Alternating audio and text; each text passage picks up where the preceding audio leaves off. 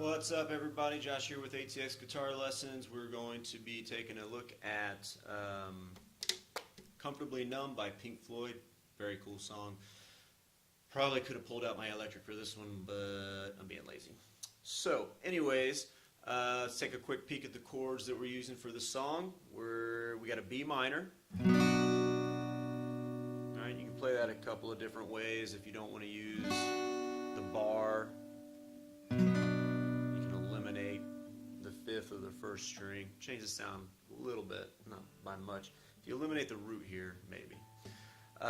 So B minor, A major, G major,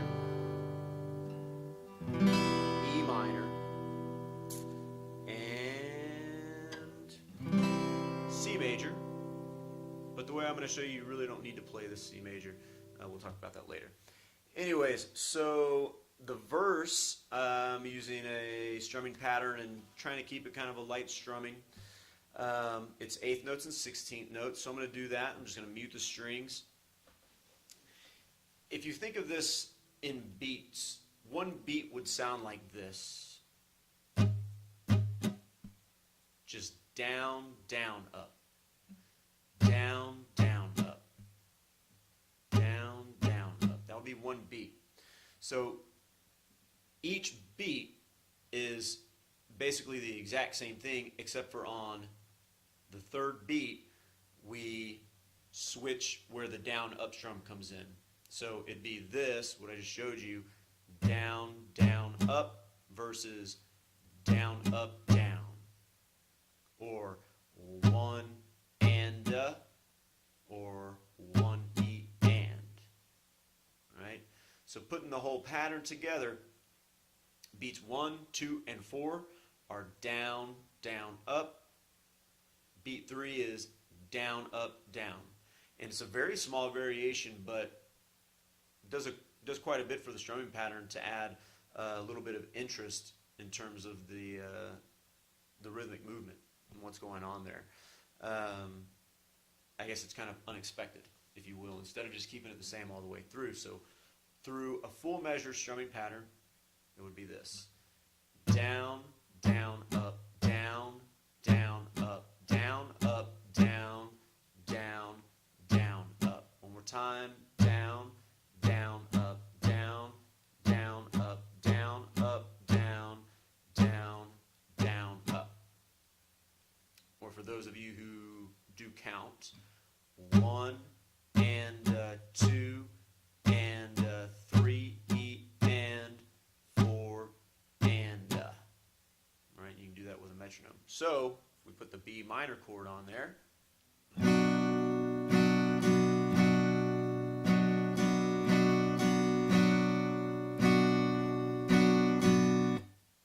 okay, and that pattern stays the same through the whole verse, and it's really only 4 measures. But so each chord gets a full measure except for the G and the E minor. G major comes up and it takes 2 beats. E minor comes up and it takes 2 beats. So they split a measure in half. So I'm going to go through the entire verse right now with that strumming pattern that we just worked on. E minor.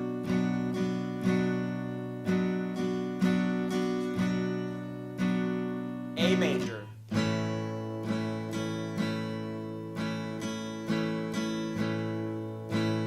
G major. E minor. Back to B minor.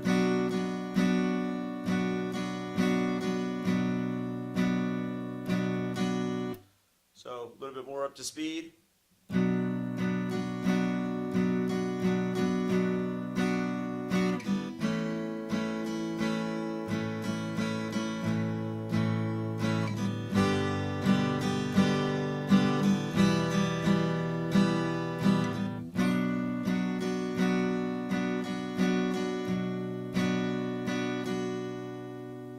And that's the verse. As for the chorus, pretty easy to memorize. If you want to play chords, I made up a separate strumming pattern for the chorus, but that's not really what's being played there. This part that's the chorus, and I think it's a keyboard playing it in the song, if I'm not mistaken. But we can do what a keyboard does, right? So through the main part of the chorus, I'm not going to talk about the tail end of this. You guys can probably figure out the chords, the transition back into the verse. But so it's just D major. I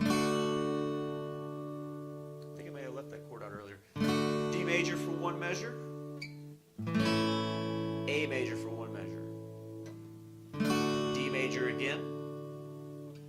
A major again. Then it switches. C major.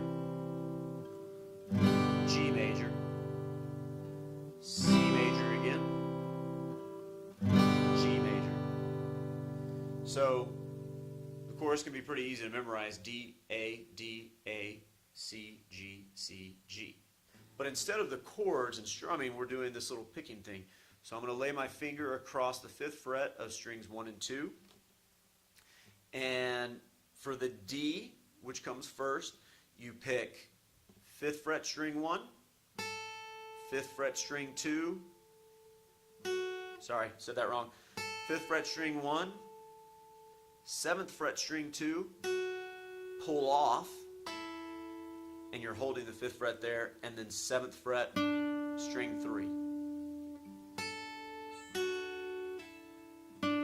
And that repeats 4 times until you switch to the A. For the A chord, you leave the bar in place, and you play the 5th fret of string 1, 5th fret of string 2, and then I'm going to put fingers 3 and 2 here on the 7th fret of string 3 and the 6th fret of string 3, and I play where my 3rd finger is, and I pull it off to the 6th fret.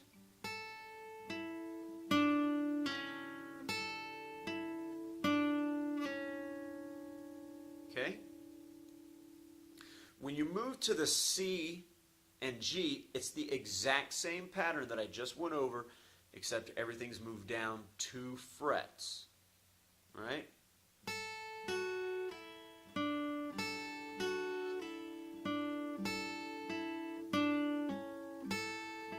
And then you slide that down and do the same pattern.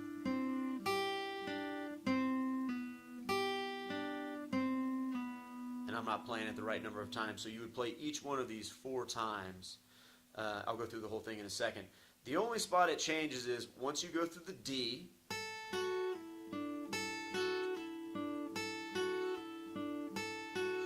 here's A,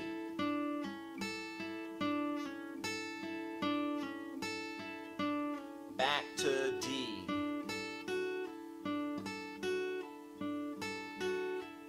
Here it slides down. We play open 1, 2nd fret string 2, pull off to the open string 2, and then 2nd fret string 3. Open, 2nd fret, pull off to open, 2nd fret on string 3. So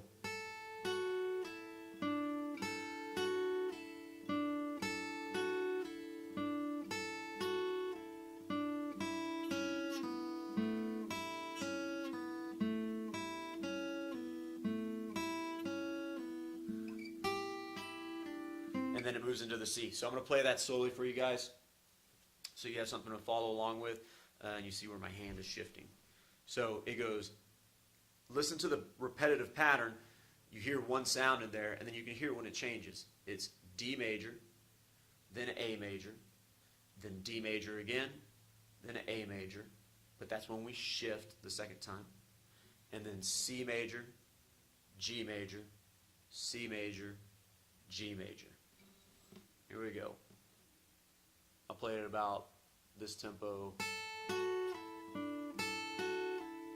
don't want to do it too slow. Here we go.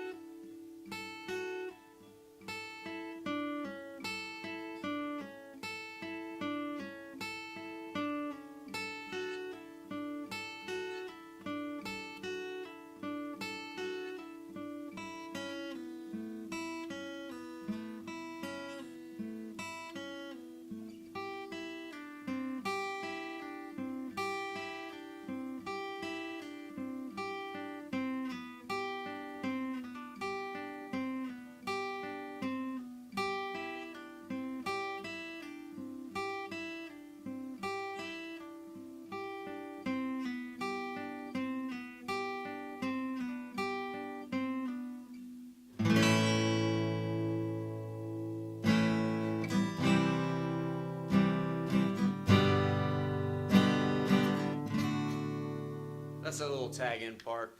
It's just A major for one measure, C for half a measure or 2 beats, G for 2 beats, and D major for a full measure. So that would sound like this.